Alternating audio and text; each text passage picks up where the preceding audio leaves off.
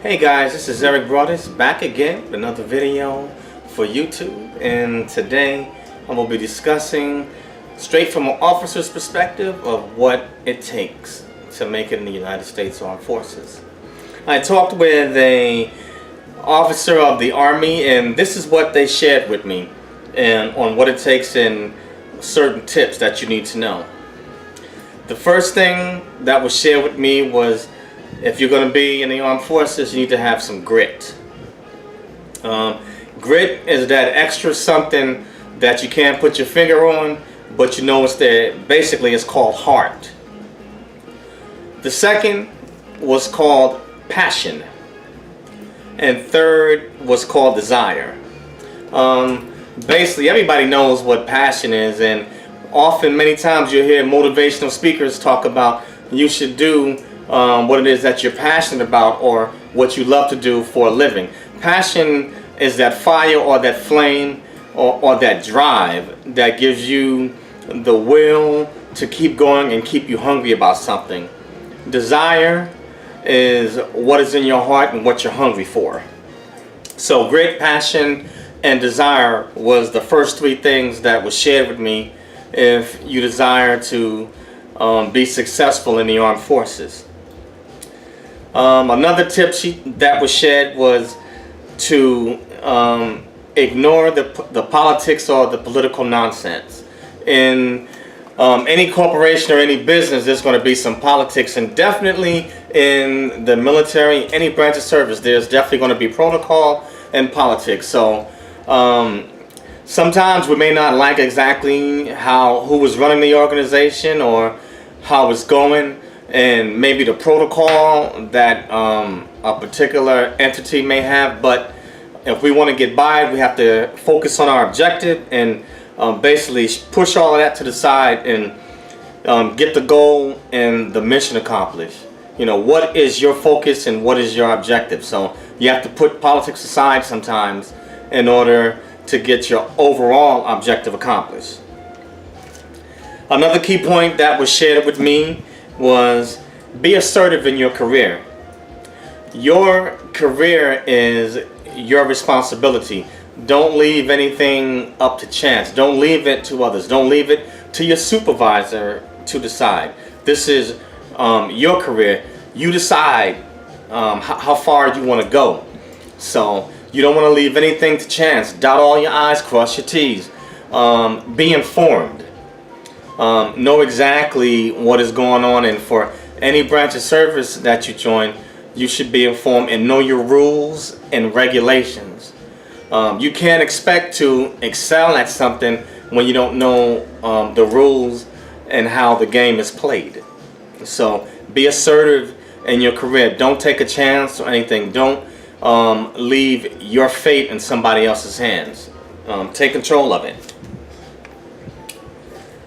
Another tip she gave, basically, own your career, own yourself. Don't just leave it to anybody else. Find out, be informed, find out what opportunities are available and capitalize on those opportunities. Oftentimes, we miss out on many things because we lack knowledge or we're uninformed. Many things could be right up under our noses, but if we remain uninformed and we don't go research the information out, we will never know. And that happens in everyday life, but definitely in the armed forces. Dig and find out so that you'll know for yourself, for your own benefit. Be proactive. Don't just sit back and let things happen. Make things happen. Let's see. Another bit of advice that was given is know what your supervisor, if you're enlisted, that means non-commissioned officers.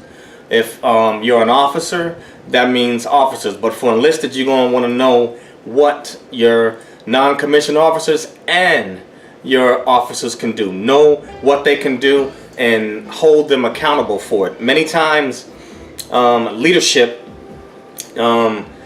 sometimes they can miss the boat on some things, and we have to remind our leadership that these are the things that we need, and this is what our expectations are, because your leaders, when it comes to your evals, or when they're letting their expectations be known to the group or you as an individual, leadership will let subordinates and their followers know exactly what they expect, and what standards and conditions they expect to be met, and what you will be held to. So it's communication is a two-way street.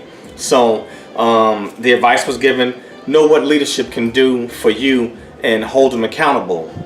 And you can't hold them accountable if you don't know the regulations. Know exactly, according to the regs of your individual branch of service, what your leadership can do, what they're supposed to do, and how it's supposed to be done. If you have knowledge, that's power, and you can make a fair and equitable case with your leadership. They have to at least hear you out or listen to you if you know what you're talking about. Next was sit back, watch, and observe. There's an old saying that goes, be slow to speak, but quick to listen. Many times we think that we're good listeners because we're hearing, but we're not processing the information. But one of the most important things, if you're going to be a new recruit going into the armed forces, or you may even be in, is to sit back, watch, and observe. Learn about your environment, how it functions, how it operates. The armed forces has its own military has its own culture, and each branch of service has its own subculture within the armed forces. So you want to sit back, watch, and observe, and you can learn a lot by watching and observing people. Learn how things operate. Learn, from your peers, watching what your leadership does. Definitely knowing the rules of the game, but sit back and watch. And make sure that you learn to listen. Listening is a skill. So sit back, observe, watch, and learn about the military. Learn about your environment. Learn about military culture. The next tip that was given: learn about the personalities in your organization.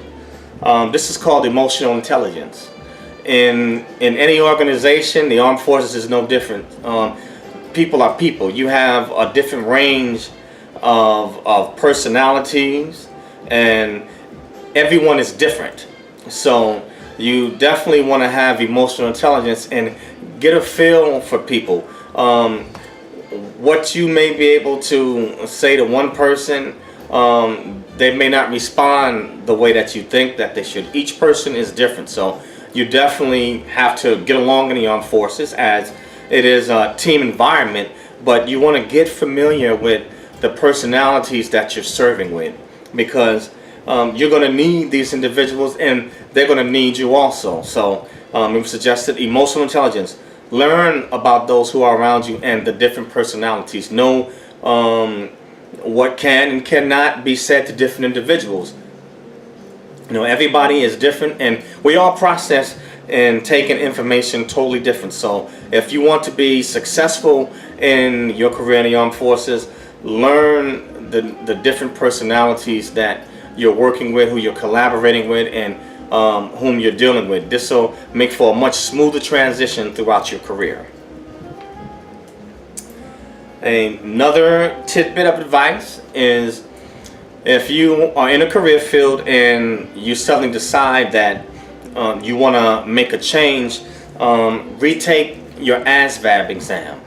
If you don't, for the Army and I believe the Marines is called the MOS. For the Navy and Coast Guard, it's called a rate. For the Air Force, they call it an AFSC. Basically, it's your skill set or your job. So if you want to change, you want to make a career move or a career change within the armed forces, then see what you can do to retake your ASVABs and see if you can transfer. You can test out and transfer into another career field that you may be more passionate about, or that you may feel that is more suited for you. The one thing that you don't want to do in your military career is to waste time doing a job that you don't really like doing or that you're not really focused on. So this is another option, but you need to make sure, be informed, find out. You need to have knowledge, because knowledge is power. Now, if you don't have the knowledge or you don't bother to research this, how would you know that you can cross-train into another career field? So you want to make, like I said, be informed. Know exactly what you can and cannot do, and find out and connect with those that can help you. And like I said, once again, I want to reiterate exactly her points: grit, passion, desire. Be sure to cut through the political nonsense. Sometimes you just have to ignore the mess. You know what I'm saying? Even though you may not like it, just kind of deal with it, push it aside, and keep moving to get your objective accomplished. Reiterating again, be assertive in your career. Own your career. Be proactive. Don't sit back and wait. If you want something, go out and get it. It's the same on the civilian side. In the military, it's no different. You just need to know the rules and regulations so you can operate effectively within the system. So be proactive. Go out and get it. Own your career. Know the regs. Whatever branch of service you're going to be in, know the rules and the regulations. Know what your leadership can and cannot do for you, and hold them accountable. Because as I stated before, they will hold you accountable and let you know what their expectations are. And when you know the rules and the regulations, you should never be afraid to confront your leadership tactfully and respectfully. Like I said again, tactfully and respectfully. But you have to know the rules and regulations before you can present something to your leadership and have a leg to stand on. Another point: sit back, watch, and observe. Learn the military career, the military culture, the military environment. Learn their regulations. Learn the personalities that are around you. Learn the personalities in leadership. If you happen to have followers, learn the personality of those that are following you. Communication styles for each individual is going to be different. What may work for one person will not work for another. So learn have emotional intelligence, and learn about the personalities that you'll be serving with, because this will definitely enable you to have a much more successful career, and it'll enable a much smoother transition. So you need to know people. If you're going to get anywhere in the armed forces and in life, you're going to need people. So you need to know and understand different personalities and how to work with them. Lastly, if you decide that you want to change your career field in the armed forces, you can retake your ASVABs. Say it again, retake your ASVABs and cross-train out into a career field that you would find more satisfying and gratifying. That is all that I have for this video, and I will be uploading a video for promotion systems in the armed forces. The Marine Corps is next, but this is what I have, and I hope this information is helpful. I thank you guys for your time, for watching. Please share, like, subscribe to my channel, or you can unlike the video. Leave comments. I'd love to hear from you. Thank you, and see you guys on the next one.